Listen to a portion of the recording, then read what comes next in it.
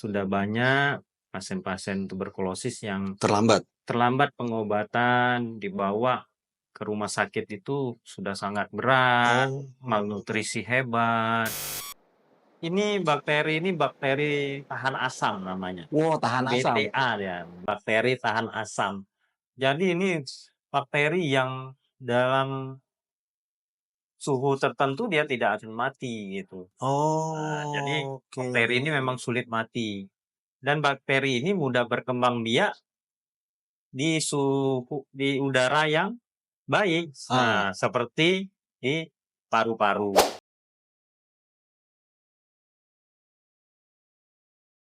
Assalamualaikum warahmatullahi wabarakatuh. Jumpa kembali bersama saya Waalaikumsalam. Ilham Pradipta di program Podklinik di channel YouTube Rumah Sakit Air Bunda Lubuk Linggau. Dan seperti biasa kita lagi di suasana malam hari di Nanas Balkoni.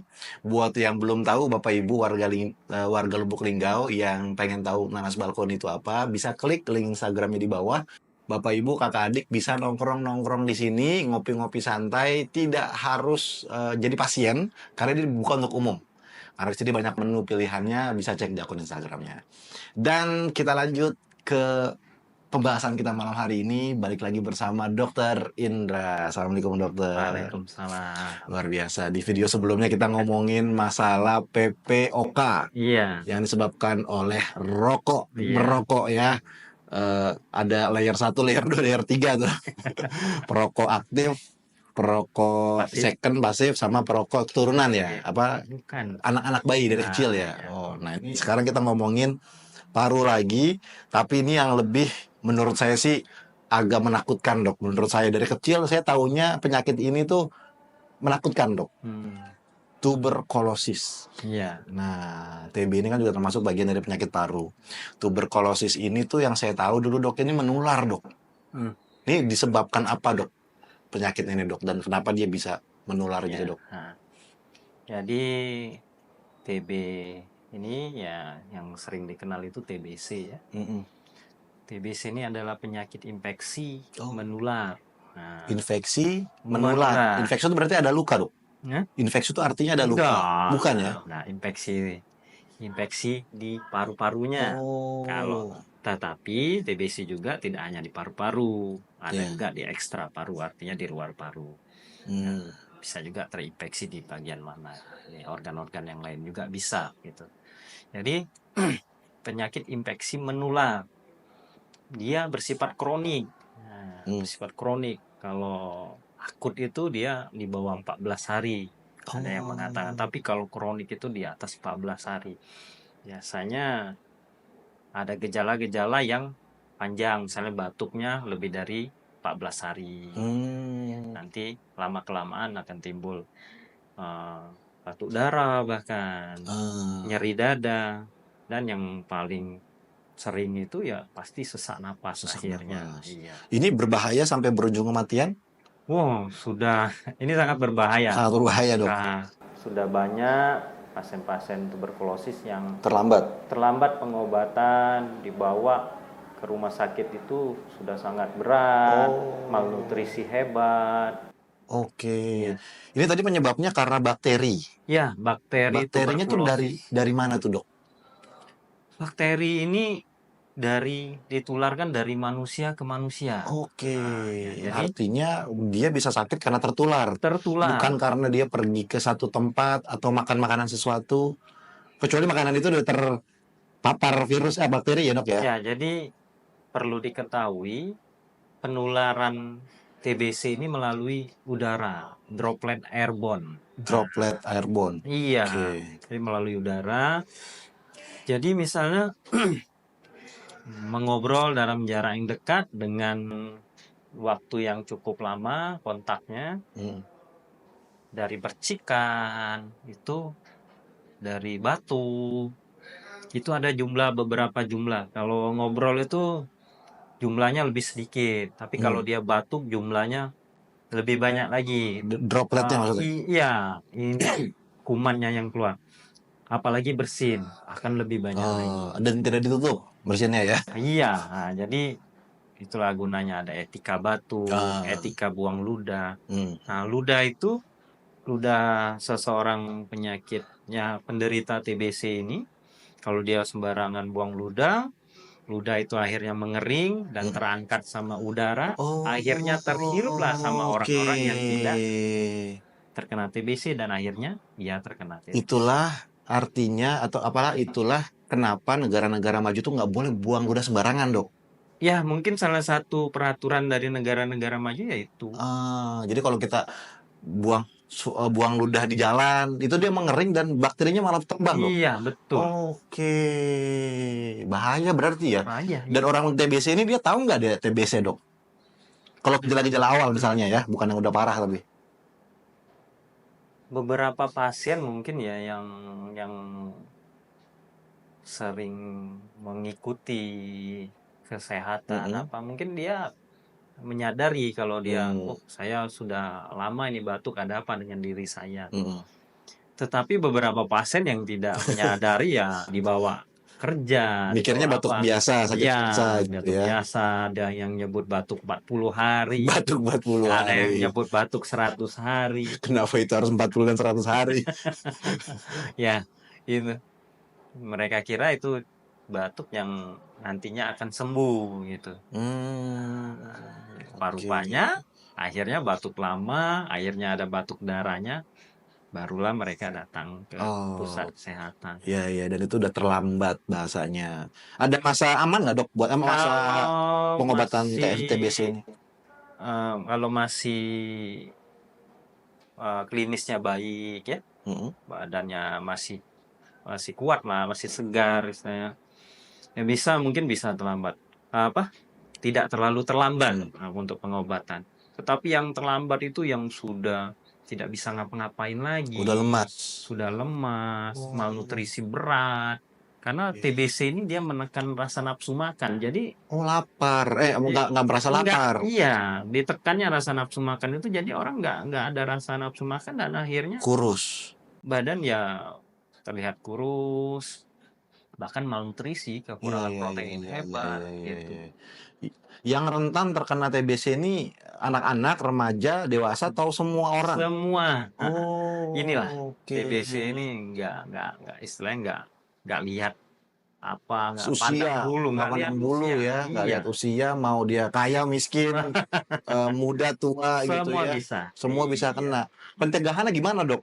Untuk TBC ini, Dok? Apakah ada vaksin? Apakah ada apa namanya vitamin-vitamin atau ada. makan? Iya, pencegahannya tentunya bayi yang baru dilahirkan divaksin, Hmm. vaksin BCG Oh, namanya namanya. BCG Iya, untuk bayi itu ya? pencegahan.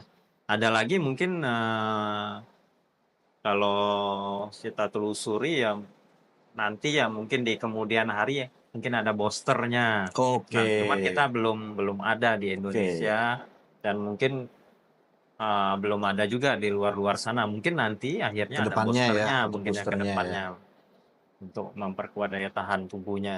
Eh, Pencegahannya dari gaya hidup tentunya. Ya, Sama kebersihan berarti, Dok iya, ya? satu kali lagi lifestyle-nya harus dijaga, Iya, gaya iya, hidupnya. iya, iya. Kebersihan, kebersihan lingkungan, kebersihan diri sendiri, Ah, kebersihan keluarga. iya, iya, iya, iya. Jadi itu pentingnya kita pertama tahu tentang etika kebersihan, etika batuk tadi, etika Iya, bersin gitu betul. ya. Terus juga gimana cara pencegahannya itu untuk selalu mencari lingkungan-lingkungan yang memang sehat dan baik Iya, gitu ya, Dok betul. ya. Nggak bisa sembarangan lingkungan yang jorok karena Mhm. khawatir ada orang yang meludah, dia TBC, ludahnya kering, Nah, itulah. bakterinya itu bisa mati nggak sih, Dok? Kalau misalnya dia ngeludah, jangka waktu tertentu hitungan jam atau hitungan hari ya bakterinya hilang atau mati atau enggak?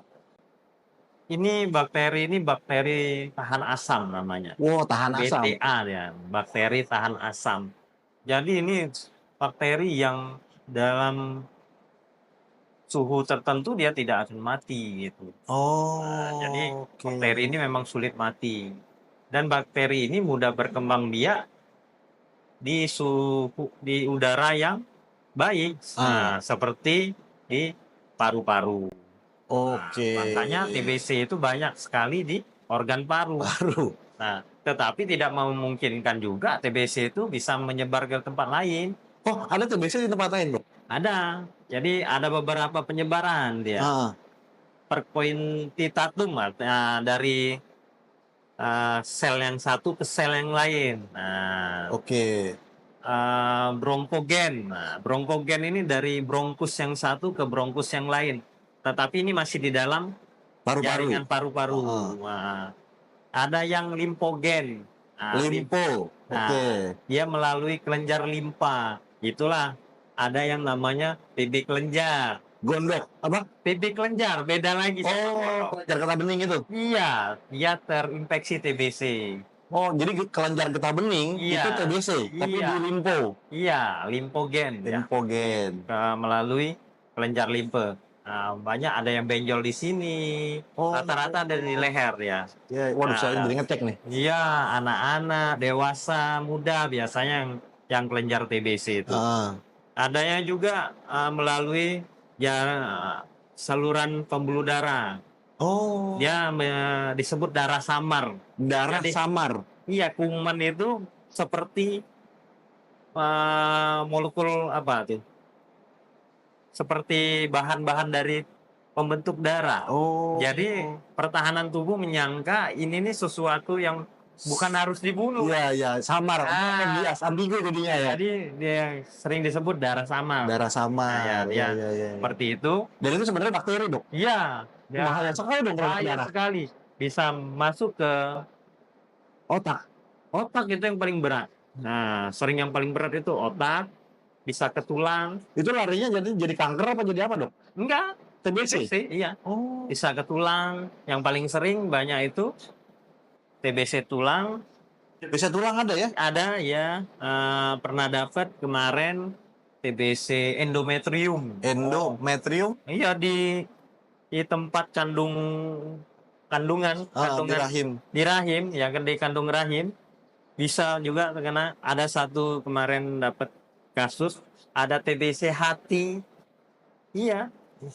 Itu larinya ke dokter paru atau ke dokter spesialis masing-masing, Dok? Biasanya kalau kemarin dari dokter kandungan diperiksakan kan, dia ada masalah di kandungannya, diperiksakan ke laboratorium patologi anatomi, ternyata kumannya kuman TBC.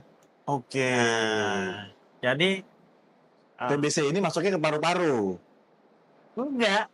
Jadi dari paru-paru itu bisa menyebar kemana saja. Berarti harus diobati terlebih dahulu organ lainnya atau organ paru-parunya dulu, Dok? Berbarengan. Oh, bersamaan. Cuman bedanya pengobatannya ini, kalau dia sudah di ekstra paru, artinya di luar paru-paru, pengobatannya jangka panjang.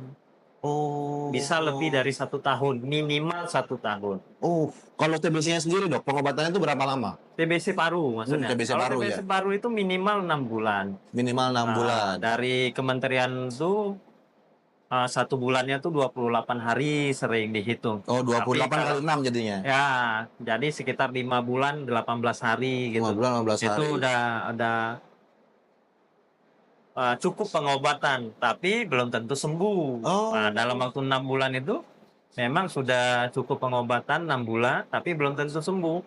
Sebaiknya diperiksakan lagi. Tapi bisa sembuh, Dok? Bisa sembuh. TBC itu bisa sembuh. Sebentar, Dok. Perbedaan antara belum bisa sembuh sama bisa sembuh itu di mananya, Dok? Saya agak kurang paham nih.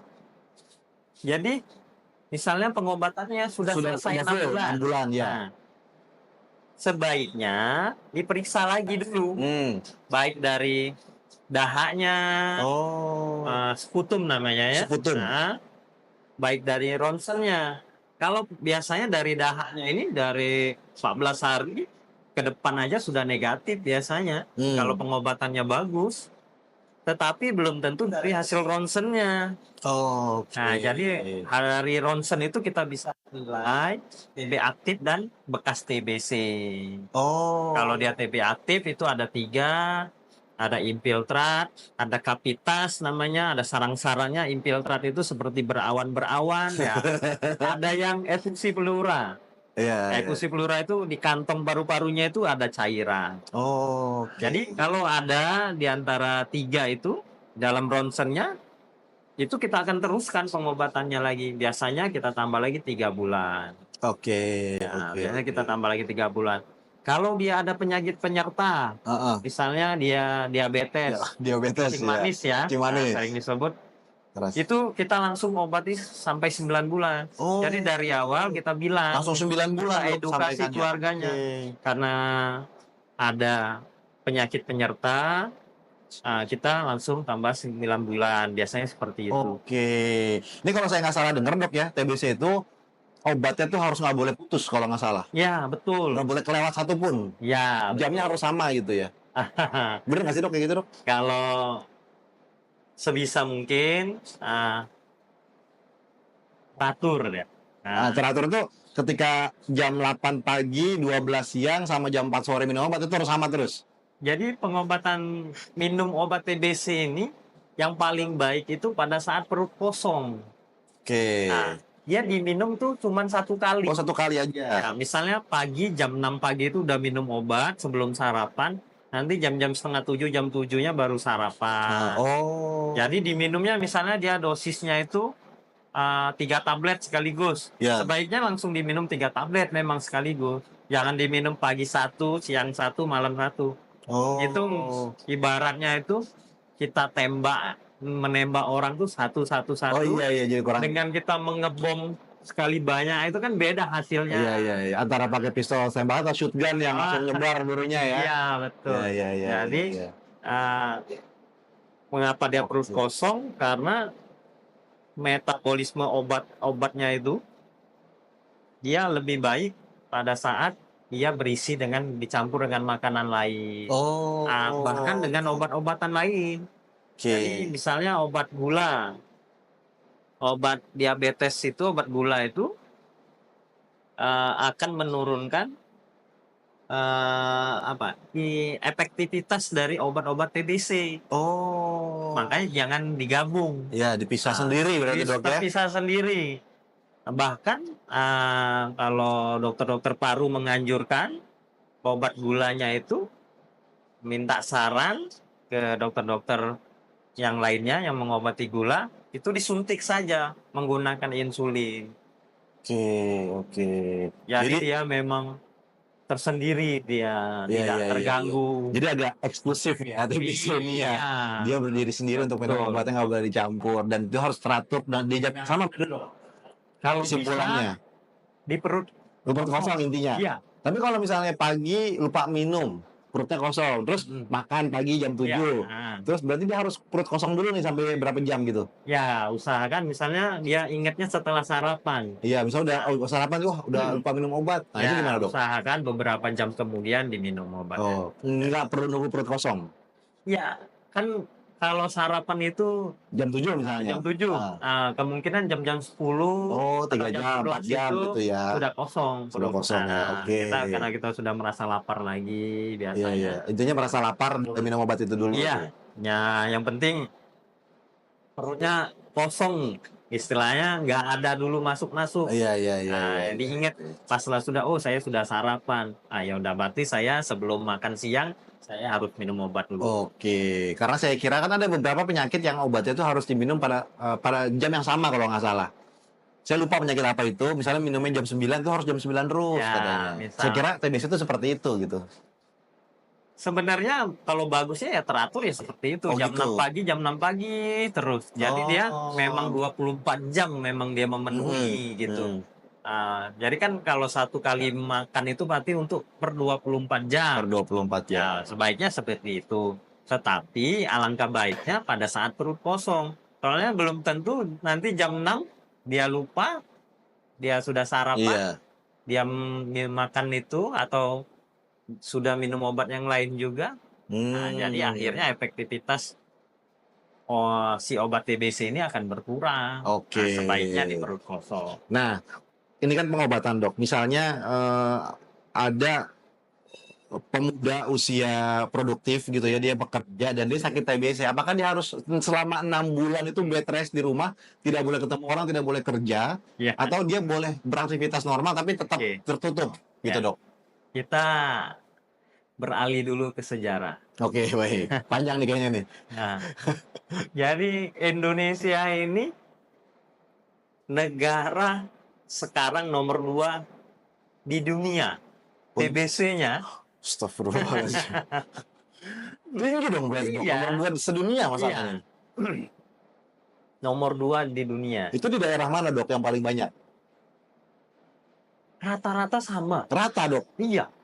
Baik dari provinsi di Pulau Sumatera, di Pulau Jawa, Iya iya, di merata. Kalimantan rata-rata sama hampir. Oh, nomor satunya siapa dok kalau boleh tahu? Jadi nggak bisa kita ini karena fluktuasinya Enggak, maksudnya nomor satu negaranya. Di negara. atas Indonesia siapa? Oh, pernah Cina dulu, sekarang India. Sekarang Ya, India, Indonesia, Cina. Dulu Cina, India, Indonesia. wah, Indonesia juara 2 ya. Yang tiga, Muter-muter itu ya. ini rebut-rebutan.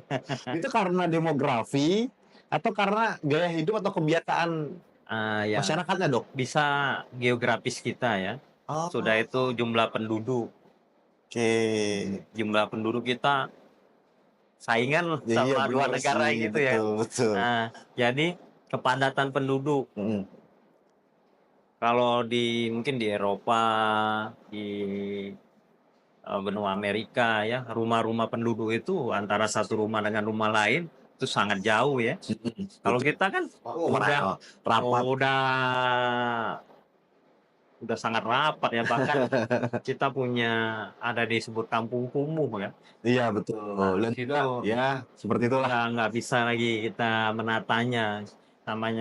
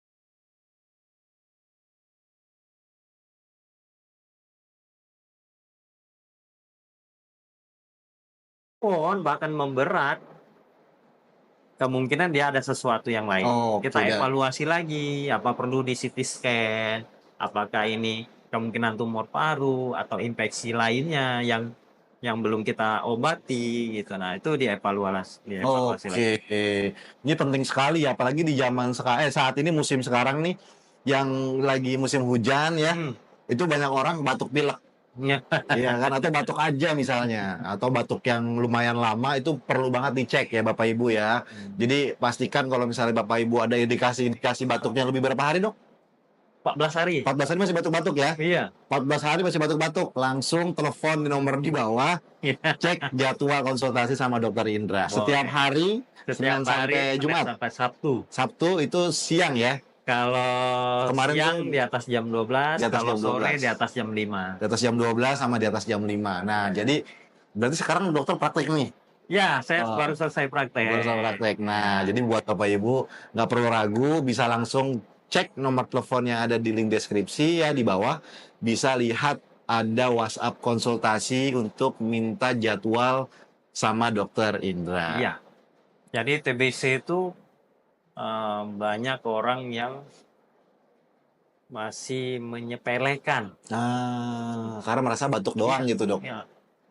Nah, silakan datang konsultasi, bisa dari anamnesia, artinya dari wawancara Wawancara dulu ya. sampai nanti evaluasi, sampai nanti ada pengobatan dan edukasi, artinya itu nanti dikasih tahu lagi bagaimana kehidupan yang baik dalam menjalani pengobatan TBC, bagaimana etikanya, etika batuk, etika bersih. Nah, itu nanti kita selalu bicarakan terus pada saat konsultasi. Iya, makanya itu penting harus bertanya sama yang ahli. Jadi jangan sampai nanti Bapak Ibu googling sendiri. Batuk berapa hari, obatnya apa, nyobain ini, ternyata 14 hari nggak sembuhnya. Itu harus langsung konsultasi sama dokternya. Nah, Dokter Indra, seperti biasa dok, di ujung video ini kita mau minta sepatah dua patah kata dari dokter kepada pemirsa nih dok. Silakan dok. Baiklah pemirsa, program pemerintah sebenarnya TBC ini Indonesia bebas TBC itu di tahun 2030. Nah, jadi tidak serta-merta hanya petugas kesehatan yang bisa membebaskan ini semua, tetapi peran serta dari masyarakat semua. Oleh karena itu, kita berpesan, ya, jagalah kebersihan, kesehatan lingkungan. Bagi penderita TBC, minumlah obat yang teratur, jaga etika batuk.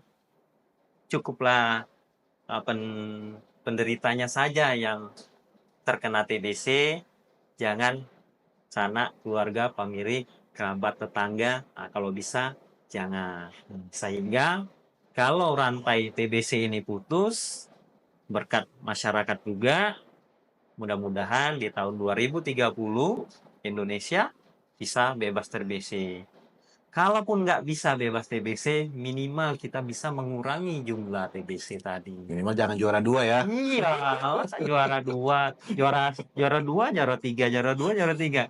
Takutnya 2030 kalau peran serta masyarakat tidak membantu, ya nanti takutnya juara 1.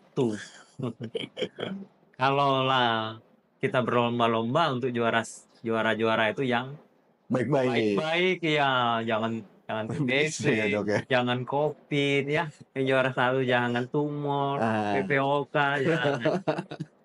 Iya, kita juga pengguna vape nomor 1 di dunia. Vape dok, iya. nomor 1. Iya. Itu kan tadi di video sebelumnya kata dokter 10 kali lebih berbahaya daripada rokok. Ya? Saya lupa tadi bahwa vape itu di Indonesia itu nomor 1. Karena trennya yang sangat tinggi. Iya. Ya itu saja. Kalau ada sesuatu yang akan ditanyakan, boleh konsul ke Poliparu Rumah Sakit Air Bunda. Siap Dokter Indra, terima kasih nih. Setelah praktek bisa ngobrol santai, kita bisa mengedukasi bareng kepada masyarakat Lubuk Linggau ya, warga Lubuk Linggau. Mudah-mudahan bermanfaat dan juga buat masyarakat Indonesia. Mari kita dukung program pemerintah 2030 bebas dari TBC. Karena sama-sama kita berjalan, sama-sama kita bisa meraih keberhasilan itu. Mungkin itu saja dari saya. Kita jumpa lagi di video selanjutnya. Jangan lupa subscribe dan aktifkan notifikasinya dari channel YouTube Rumah Sakit Air Bunda Lubuk Linggau. Assalamualaikum warahmatullahi wabarakatuh.